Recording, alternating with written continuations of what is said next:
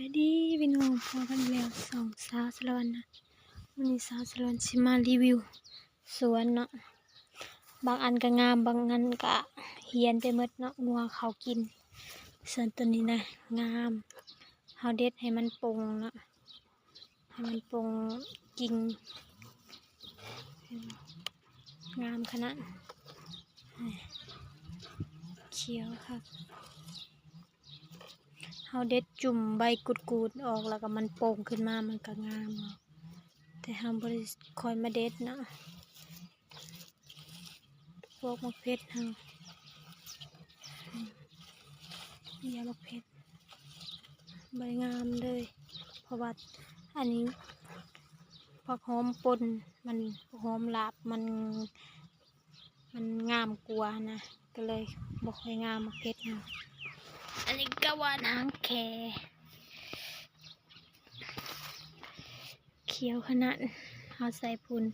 ตอนนั้นเหลืองอันนี้ก็เป็นผักคะหรือว่าผักเน่าเนาะเฮามาเสียบไว้มาปลูกไว้ส่วนนี้จากดอกเนี่ยบ่มักกันเลยลกทิ้งส่วนตัวนี้อยากนำเสนอหมักยมของเฮาเริ่มเป็นหมากแล้วสิได้กินแล้วแต่เสียดายอย่างหนึ่งเบิ่งแฮะงัวดึงสูงบันไดมันกระดึงได้ฮักโตงาโตดกๆแต่หมากมันได้หมดนี่ตาสะออนงัวโพดเฮ็ดหัวเบิ่งเฮ็ดหัวคักปานใดกะบุเขาเลยฮักหมดเลยเอากับเบิ่งมะเขือบ่ได้เป็นโตอันนั้นเลยเป็นเริ่มเป็นมากงัวเขามากินเริ่มเป็นมากงัวเขามากินหมดอันนี้ก็คือผักบงของเฮาที่เฮาปลูกแล้วก็อันนี้กกมักน้ำเฮาอันนี้กกมะพร้าวเรืองัวกัดเลยนี่เฮียนขนาดส่วนที่กะเมนเบี้ยมักน้ำคือกันเนาะเฮาปลูกไว้หลายๆเพื่อบางต้นมันตายบางต้นมันบ่ตายมีใบเตยของเฮาอันนี้ก็เฮียนเบิดมะเขือเฮาเบิ่งขนาดหัวสะไข่แล้วพี่น้องเบิ่งเฮียนจนเบิดงัวกินหัวสะไข่เหลือแต่กกใบหันบ่มีเลย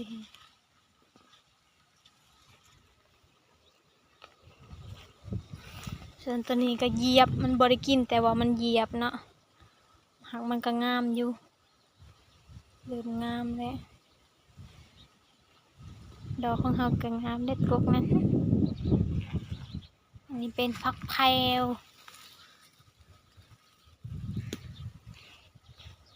อันนี้เรือจากมันกินแล้วนี่ยังเรือกอเดียวนี่เลยเบิดจังไข่แกนั่นระเบิดแนวกกมะเขือของเฮาเรือแต่กลางใบหายมาเบิ่งตัวนี้แห้งเต็กแห้งเฮียนคักสิได้ขนาด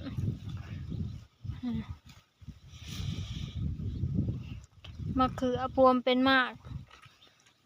กำลังมากสำนี้เลยคู่กกมากก็งามสมบูรณ์กันนะแต่ว่าหัวกินเป็นอะไรพี่น้องมือกู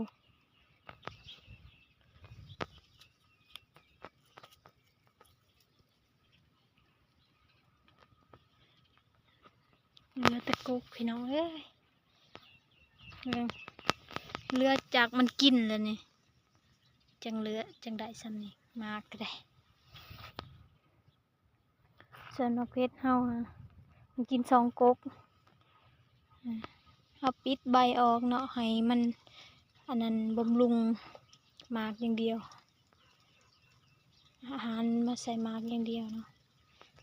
มาเขาปิดออกเมื่อใบปาดแต่ทางเพิ่งเริ่มดอกเริ่มหมากเมื่อแล้วพี่น้อง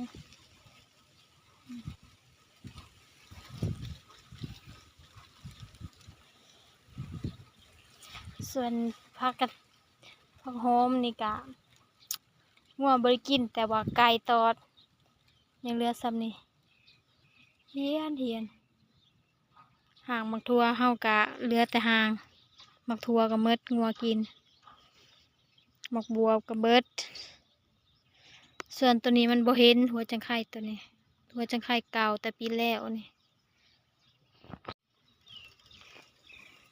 มักเฮ็ดของเฮาก็ได้เป็นมากเป็นดอกเม็ดข้าวกกละได้อันนี้เอามาปลูกใหม่หัวจังไข่อันนี้พริกสีฟ้าแล้วมีตัวแก่นี่แล้วว้ายเฮาเหยียบเบียร์พระอีตูพระอีตูเฮาก็ได้พวมเป็นเบียร์นะฮะกระเมนพูนกระเมนเบียร์น้อยงัวเหยียบมักเพชรของเฮามักเพชรสีฟ้ามี3 ต้น4 ต้น4 ต้นแล้วก็ต้นหนึ่งนั่นผักหอมแค่นั้นมีแต่มักเพชรขาวเนาะมักเพชรอันนี้มักลินของเฮาก็ได้ บ่ได้ดูแลมันเนาะเพราะว่าเฮาถือผ้าเนาะบ่สามารถมาดูแลได้ยืนโดนๆก็เจ็บเอวเนาะก็เลยบ่ได้มาเบิ่งส่วนตัวนี้หามันจะขวบปีแล้วบ่ค่อยดกปานใดแต่ก็พอได้กินอยู่นี่โตงัวกินงัวกัด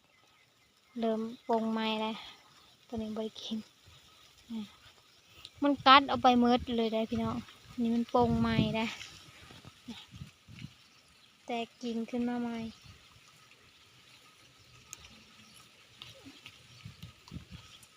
โผดว่างัว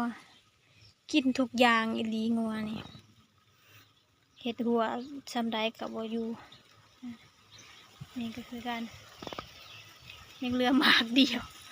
กกนี่งามขนาดได้พี่น้องตอนยังบ่ทันกินถึงหมากกระดกบัดแล้วเหลือหมากเดียวนี่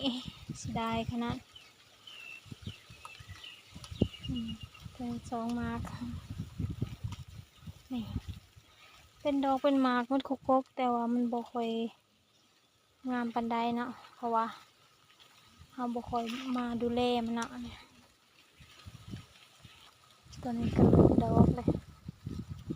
นี่ก็เป็นหมากอันนี้เป็นส่วนอันนี้เป็นกกป่วยของเฮาเนาะอ้อมอันนี้หัวเลยบ่ค่อยงามเนาะยามแรงมันก็เป็นก้อนไม้ของเฮาแต่ปลูกไม้จังไผ่มัดมะเขือของเฮามัดสะพะหน่อยเขาร้อนแค่เล่น เหลือมันกินเสียดายแห้งมันเป็นหมากมันคุกกได้พี่น้องเบิ่งไงหากมันงัวกัดงัวกินตัดสิปิดคลิปแล้วเลยพี่น้องฝากกดไลค์กดแชร์2 สาวสารวัตรให้แหน่เด้อบ๊ายบาย